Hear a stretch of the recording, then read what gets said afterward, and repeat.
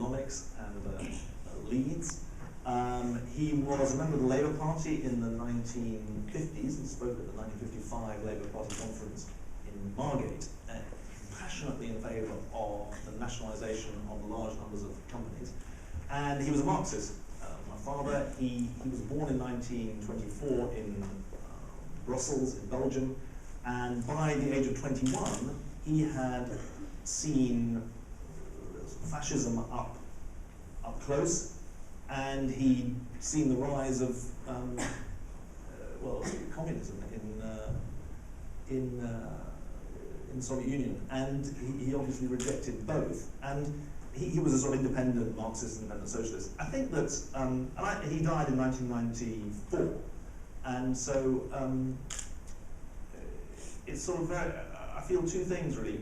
One, not a week goes by without me meeting someone who has either read one of my dad's books or was a student of his, and it's incredibly moving. It makes you realise that books last so much longer than speeches, and that, unless you manage to give the Gettysburg Address,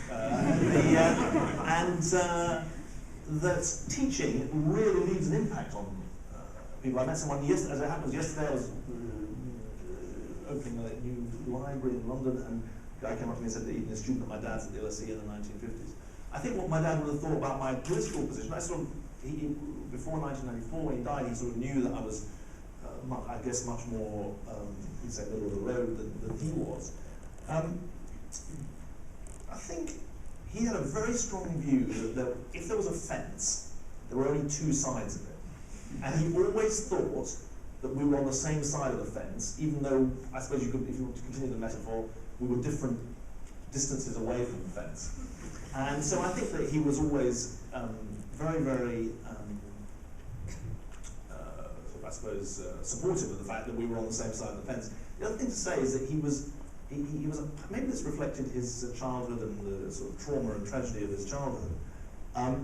He always believed in teaching conservatism with as much passion and interest as socialism.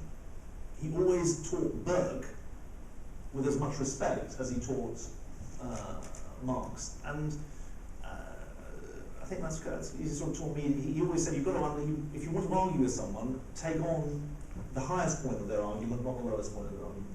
This is all a way of obviously delaying answering the second and third questions.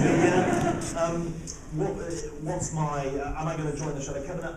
I think I did the right thing in not joining the Shadow Cabinet last, October before last.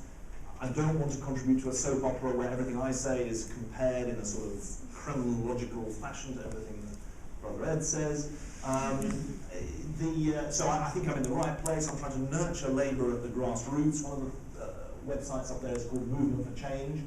This is a leadership academy for community organising. Some of you may think it's ironic that I set up a leadership academy, but you can suspend your sense of irony.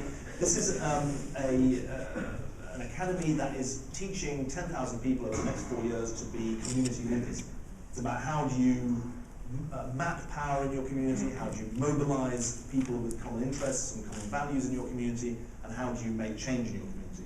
The premise being that Labour might be out of power nationally, but it's got to try and make change locally.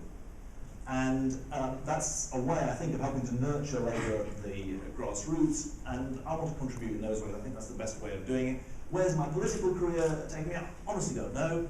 I'm 46 years old, and I've still got a passion about changing the world, but I'm not going to be able to change it the way that at one point I thought I might, so I'm going to have to find different ways of changing the world. So I think that's the most honest answer I can give you. Before we take, we've got